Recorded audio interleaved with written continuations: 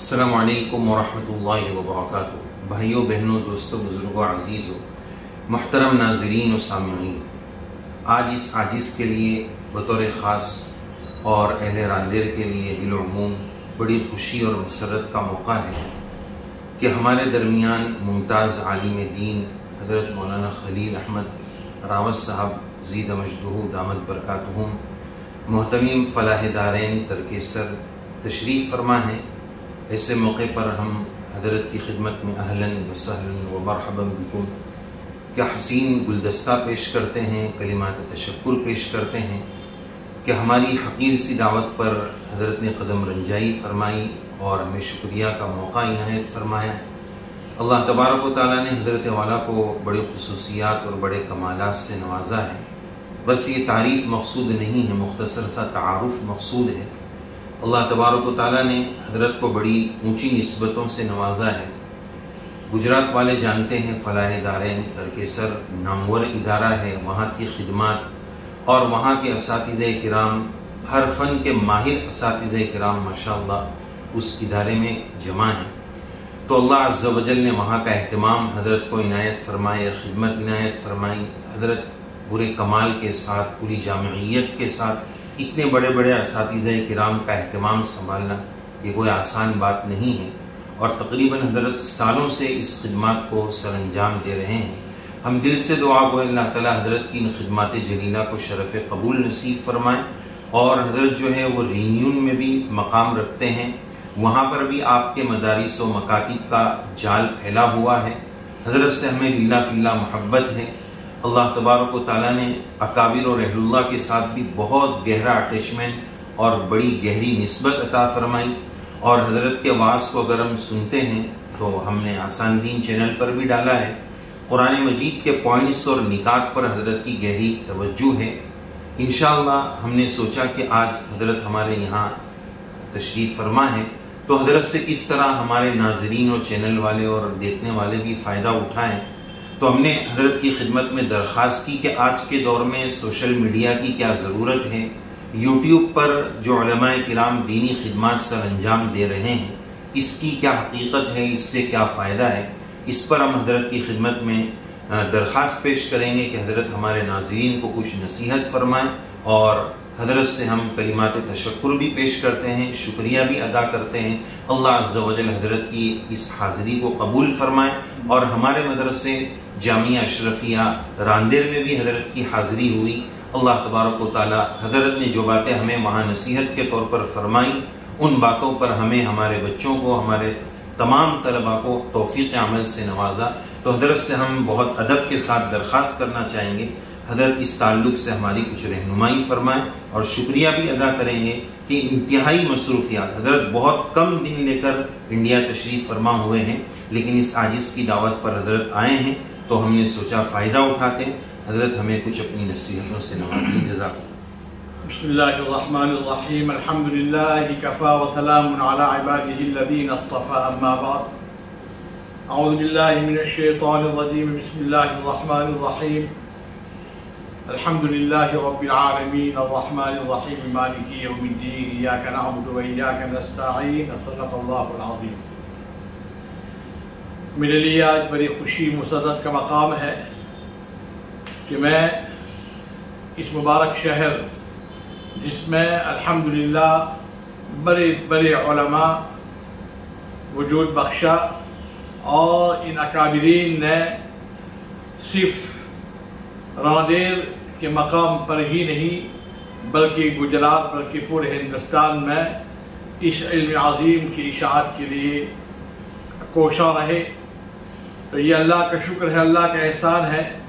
اس گنہگار کو بھی آج اللہ تبارک و تعالیٰ نے توفیق بخشی ہے کہ میں ایسی جگہ پر آ جاؤں جہاں ہمارے اکابرین نے اپنے نقش قدم کو چھوڑا ہے۔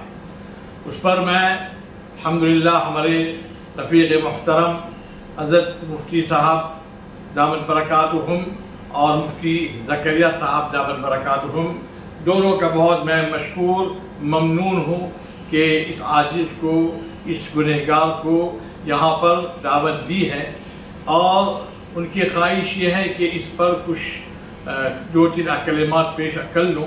تو ان کا جو اخلاص ہے اور ان کی جو خدمات ہے، ان کی جو افشانیاں ہیں، ان سب چیزوں کو دیکھتے ہوئے رد کرنا میں یہ سمجھتا ہوں یہ بد اخلاقی کے متلازم ہے۔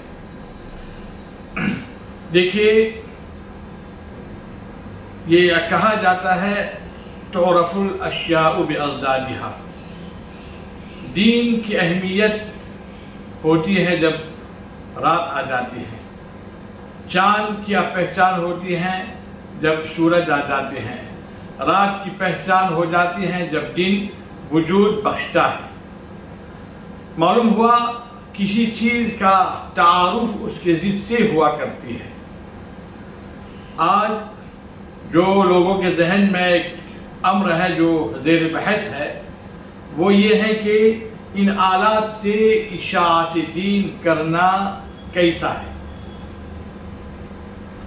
جناب محمد رسول اللہ صلی اللہ علیہ وسلم کے زمانے میں نبی پاک صلی اللہ علیہ وسلم نے معترضین کے اعتراضات کو جوابات دیے ہیں، لیکن شکل صورت اور رہی۔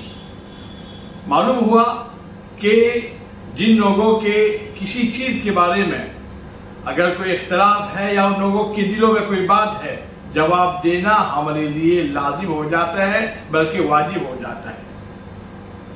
آج کے دور میں کوئی عاقل اس بات کو انکار نہیں کر سکتا ہے کہ جس طرح ابلاغ جو ہے اس میڈیا کے ذریعے سے جتنا تیز ہوتا جا رہا ہے، کسی اور چیز اس دور میں نہیں۔ اب لوگوں کے جو اعتراضات آتے ہیں، جو ان لوگوں کی جو گرفت آتی ہیں، بظاہر یہ میڈیا کے ذریعے سے ہی عام ہو جاتا ہے اور بہت ہی زیادہ تیز ہو جاتا ہے۔ اتنا تیز ہو جاتا ہے کہ کبھی ایک واقعہ پیش آیا امریکہ میں، ان لوگوں کو معلوم نہیں ہے لیکن یہاں معلوم ہو چکا ہوگا۔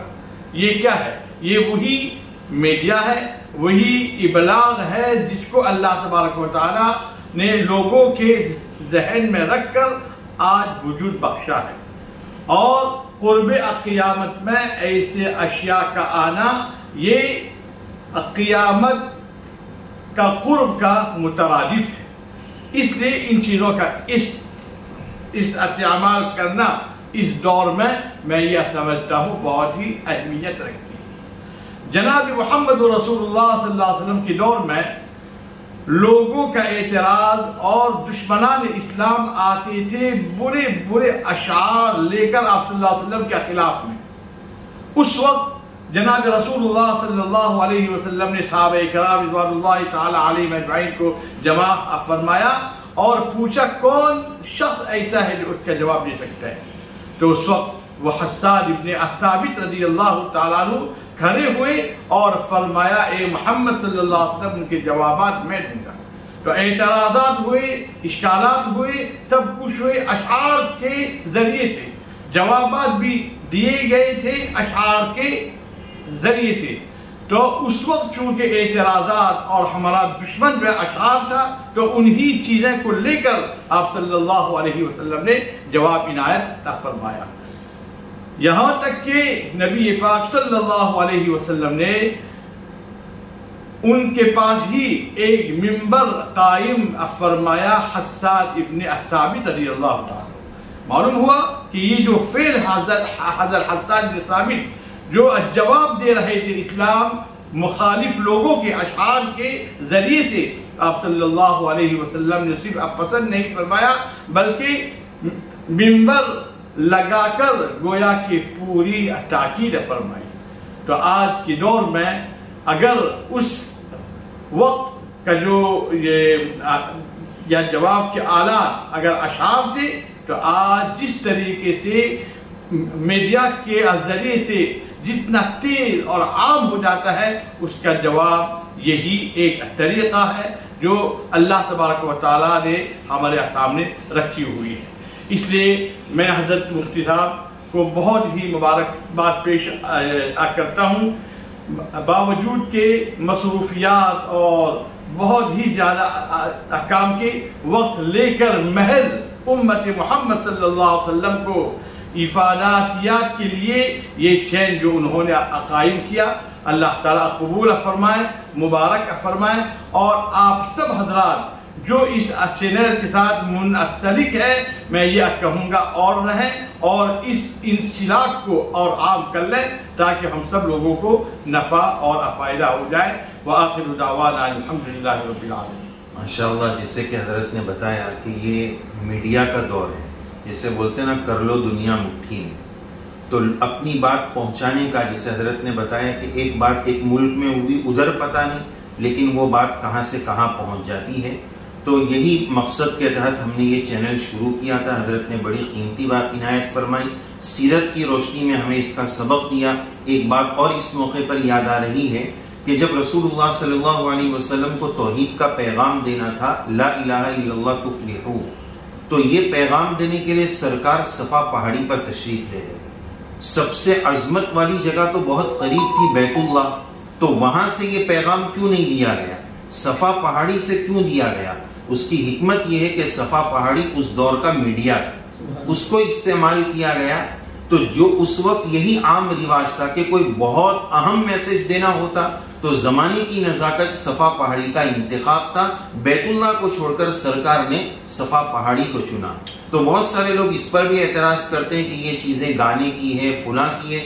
دیکھیں آج کے زمانے میں کوئی اگر یہ بولے گا کہ موبائل مت استعمال کرو، تو جو مولانا بول رہا ہے نا وہ بھی نہیں چھوڑ سکتا ہے، یہ زندگی کا حصہ بن گیا ہے۔ لیکن شریعت ہمیں سکھاتی ہے ٹریک چینج کرو، ٹریک چینج کر دو، ازالہ نہیں کر سکتے تو امالہ کر دو، کہ گانا چھوڑ دو۔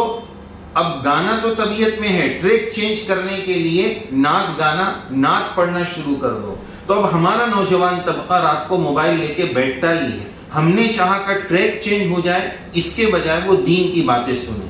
بہرحال حضرت نے بڑی قیمتی باتیں ہمیں عنایت فرمائی، تہہ دل سے ہم حضرت کے شکر گزار ہیں، اور آپ تمام ناظرین سے درخواست ہے حضرت کے اس پیغام کو زیادہ سے زیادہ آگے بھیجیں۔ اللہ تعالی حضرت والا کی عمر میں برکات نصیب فرمائے، فلاح دارین اور ہمارے ادارے جامعہ اشرفیہ اور جتنے ہمارے محبوب ادارہ جات ہیں، رب کریم سب کو ترقیات کے بام عروج پر پہنچائے، دین کے فیض کو عام اور تام فرمائے۔ حضرت ایک دوسرے ملک سے صرف اس نسبت پر آئے کہ ادارے میں ایک بہت بڑی اللہ والی شخصیت کو حضرت نے دعوت دی، حضرت مولانا قمر الزمان صاحب تشریف لائے تھے۔ حضرت کی صحبت کی نیت سے حضرت اپنی تمام بیماریوں اور علاجوں کو چھوڑ کر یہاں آ گئے۔ اس حوصلے کو سلام ہے۔ اللہ عز و جل ہمیں بھی اکابر کی ایسی ہی قدردانی نصیب فرمائے، ان کے فیوز سے رب کریم ہم سب کو مستفید فرمائے، آمین یا رب العالمین۔ وآخر دعوانا الحمدللہ رب العالمین۔